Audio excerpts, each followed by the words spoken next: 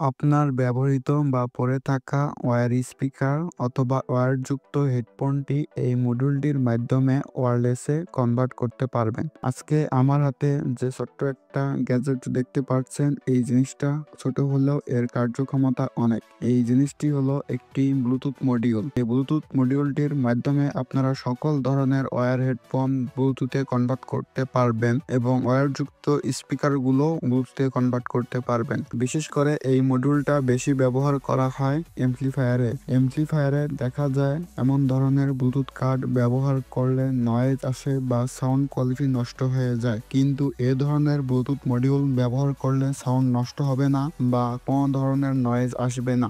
এই ব্লুটুথ মডিউলটি Bluetooth 5.0 supported. এখানে আপনারা ডিসি 3.7 ভোল্ট থেকে 24 ভোল্ট পর্যন্ত দিতে পারবেন। আপনারা চাইলে এমন ধরনের 5 ওয়াট চার্জারের মাধ্যমেও কানেকশন দিতে পারবেন।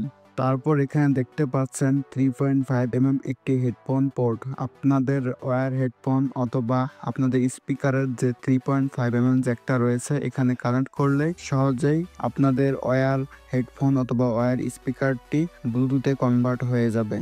এমপ্লিফায়ারে কালেকশন দিতে এখানে লেফট, গ্রাউন্ড, রাইট দেখতে পাচ্ছেন। এমপ্লিফায়ারের লেফট, গ্রাউন্ড, রাইট কালেকশন দিলেই হয়ে যাবে। এই মডিউলটি স্টেরিও সাপোর্টেড।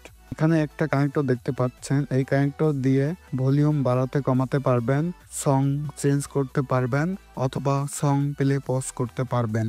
যদি এই ব্লুটুথ মডিউলটির সাউন্ড কোয়ালিটির কথা বলি, তাহলে এই মডিউলটিতে কোনো ধরনের নয়েজ নেই এবং সাউন্ড কোয়ালিটিও অসাধারণ। এখন আসি এই মডিউলটির দাম। এই মডিউলটির দাম 200 থেকে 250 টাকার মধ্যে হয়ে থাকে। দোকান বা এলাকা ভিত্তিক দাম এদিক এদিক হয়ে থাকবে। আমি নিজে পার্সোনালি এই মডিউলটি ব্যবহার করি। আমার কাছে এর সাউন্ড কোয়ালিটি অনেক ভালো লাগে।